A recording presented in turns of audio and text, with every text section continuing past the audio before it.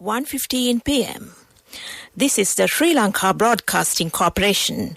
The news edited by Romesh Piris and read by Geethanjali Ramanayaka. The headlines. The UN Secretary-General assures the President the UN's fullest positive cooperation to Sri Lanka. The WHO commends President's ambitious vaccination effort, stating Sri Lanka's COVID-19 response has long surpassed WHO's targets. The Prime Minister returns to the island after concluding the G20 Interfaith Conference in Italy. The Foreign Minister reaffirms Sri Lanka's active commitment to dialogue and engagement with the Commonwealth. Strict guidelines on value-added services issued to mobile operators. The Environment Minister says the government considers cleaning of the Kalani River as a priority. International news, the presidents of the United States and France to talk amid submarine deal row. Sports cricket, Indian Premier League, Chennai Super Kings beat Mumbai Indians in Mumbai. Local news in detail now. President Gotabaya Rajapaksa, who left the country to attend the 76th session of the United Nations General Assembly, is scheduled to address the Assembly on Wednesday. The UN General Assembly is scheduled to begin tomorrow, and the heads of state of several countries are already in New York to participate in the conference. Meanwhile, President Gotabaya Rajapaksa called on the Secretary-General of the United Nations, Antonio Guterres, at the UN headquarters in New York. Secretary-General Guterres has assured the President of the fullest positive cooperation of the UN to Sri Lanka.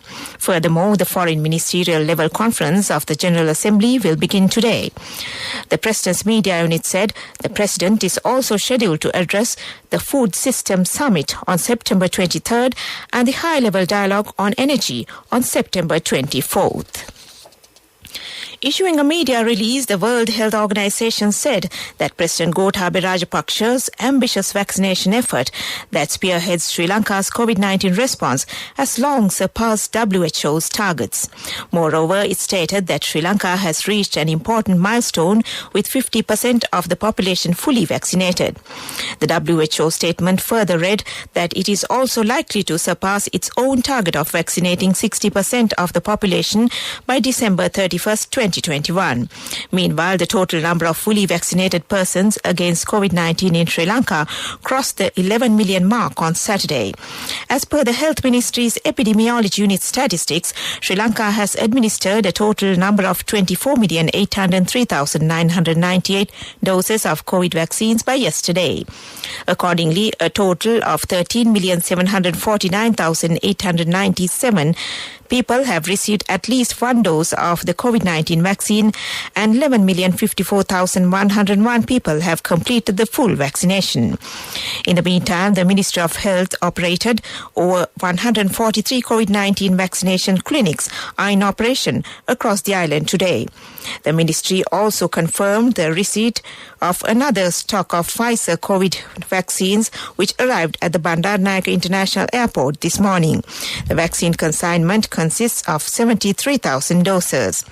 Sri Lanka commenced administering a new batch of Russian-made Sputnik V containing a total of 120,000 doses received yesterday. The recipients are those who received the first dose of the vaccine earlier. The Prime Minister Mahinda Rajapaksa and his delegation, who were on an official visit to Italy to attend the G20 Interfaith Conference, returned to the island this morning. On his return, the Premier assumed the duty of governing the country since the head of the state is in the US to attend the 76th session of the UN General Assembly. The Premier delivered the keynote address at the inaugural session of the forum, which was held at one of Europe's oldest seats of learning, the University of Bologna. In addition to several other high-level diplomatic meetings, Prime Minister Rajapaksa engaged in a cordial discussion with Sri Lankan expatriates from various parts of Italy. The Foreign Ministry said the Sri Lankan Foreign Minister Professor G.L. Peris reaffirmed Sri Lanka's active commitment to dialogue and engagement with the Commonwealth at a virtual meeting with the Commonwealth Secretary-General Patricia Scotland in New York. Professor Peris recalled that Sri Lanka, as a founding member of the Commonwealth, remains proactive and committed to the values, principles and objectives of the organisation.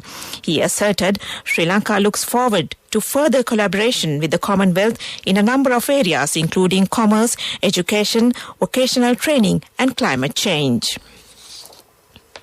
The Environment Minister Mahinda Amaravira says the government is ready to spend billions of rupees for the conservation of the Kalani River in the next few years. He expressed his views while participating in the Zoom discussion held with the participation of all district secretaries across the island to implement the Surakumuganga program. The minister expressed that the Kalani River is the most polluted of the 103 rivers in the country, and the river is also used by the majority of the people of the Gampaha and Colombo districts for drinking and other purposes. Therefore, the minister said the government has considered the cleaning of the Kalani River as a priority. Minister Amaravira further stated that a total of 19 million rupees has been allocated this year for the construction of permanent toilets for the people who are residing outside the conservation zone near the Kalani River and for those who do not have access to toilet facilities.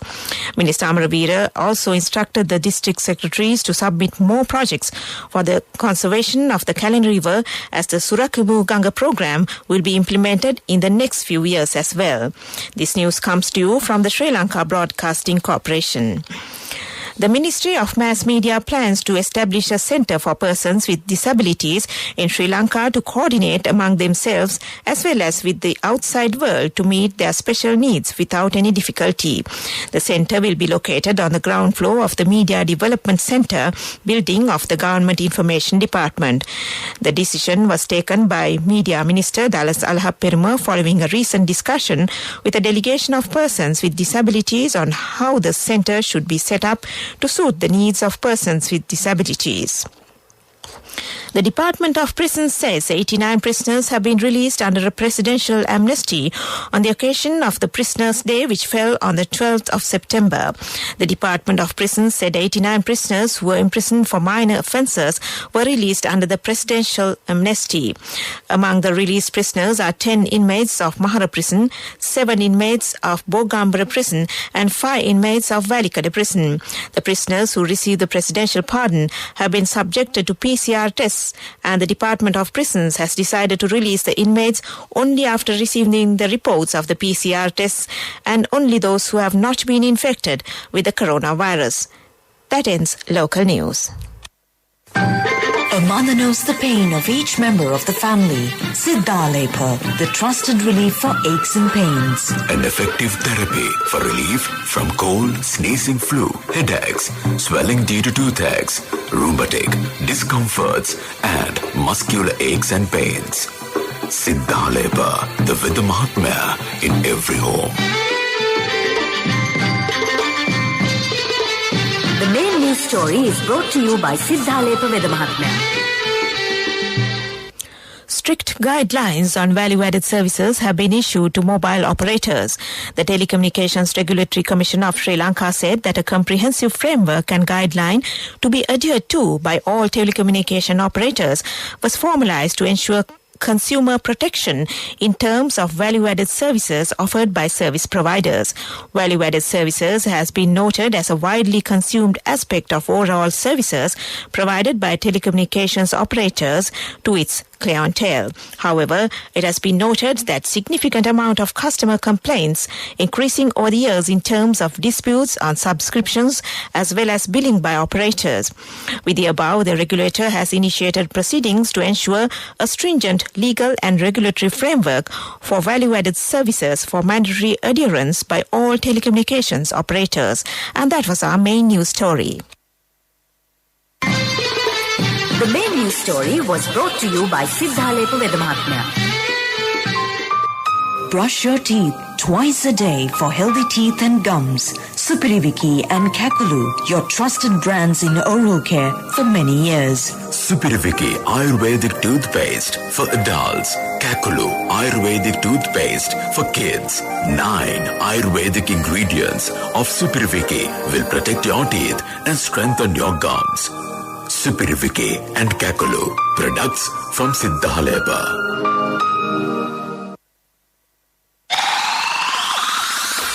And now in Watch Light.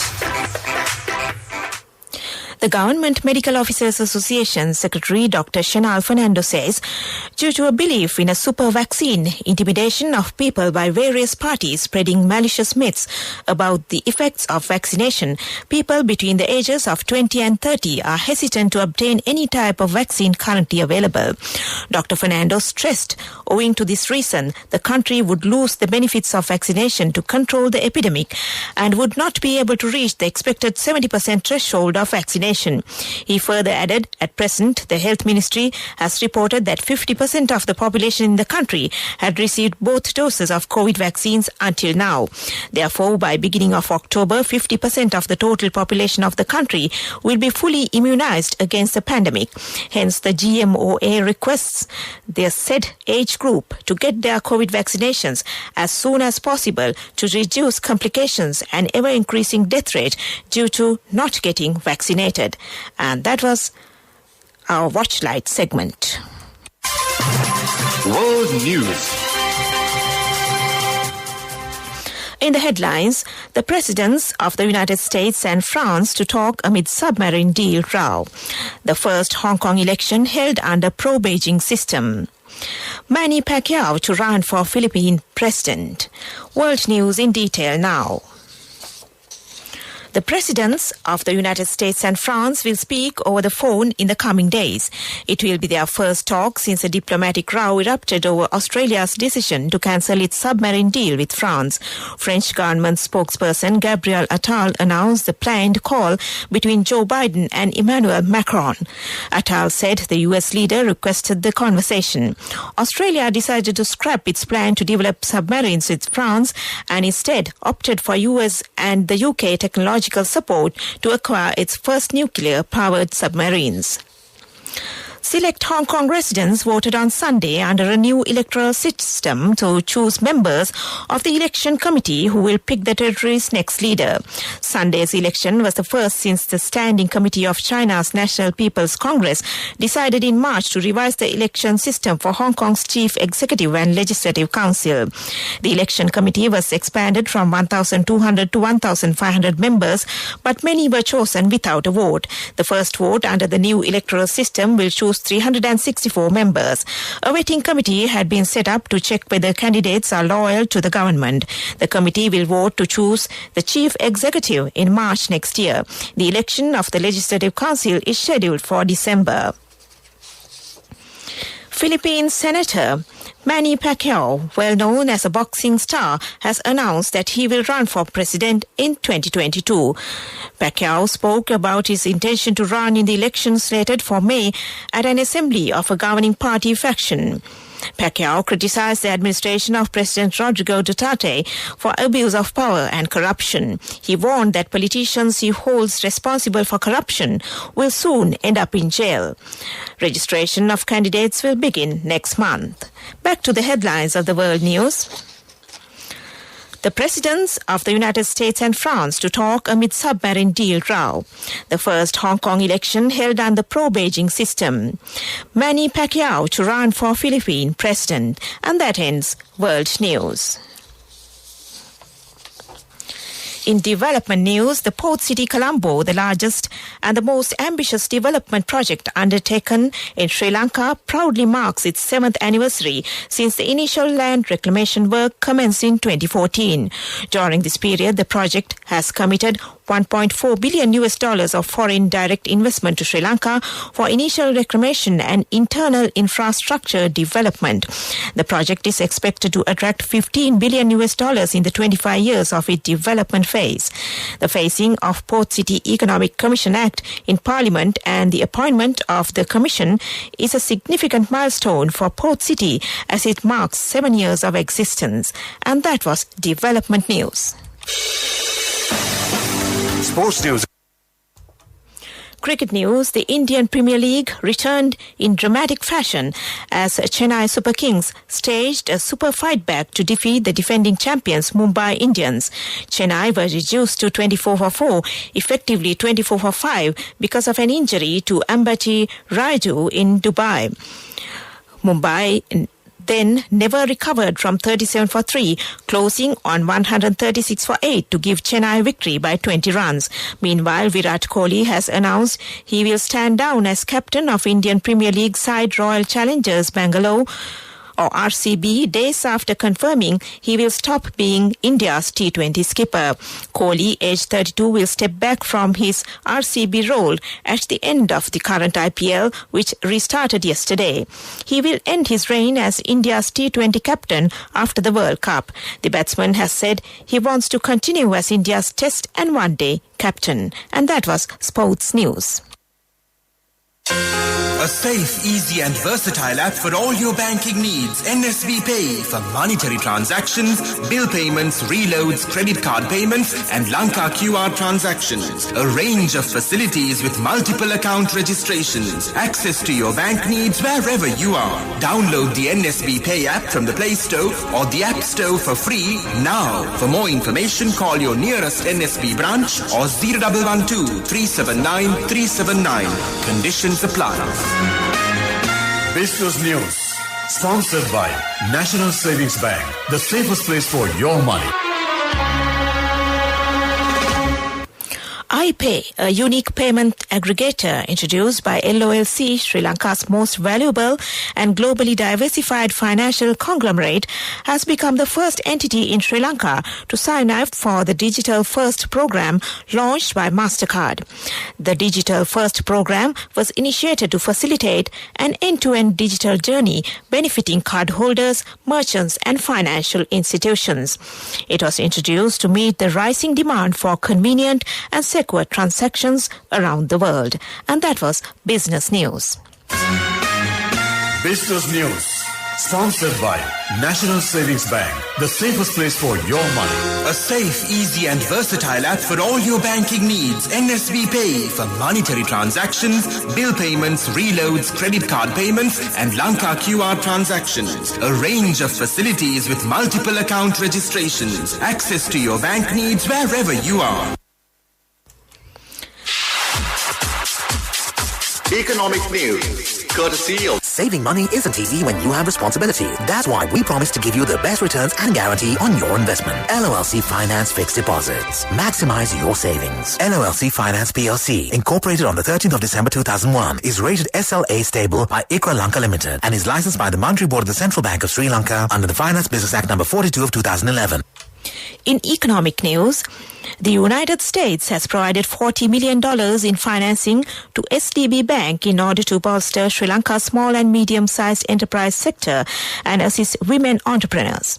The loan is part of $265 million in funding the U.S. International Development Finance Corporation is providing to Sri Lankan banks, including SLBC Bank, GFCC Bank and NTP Bank to promote international investment and inclusive economic growth.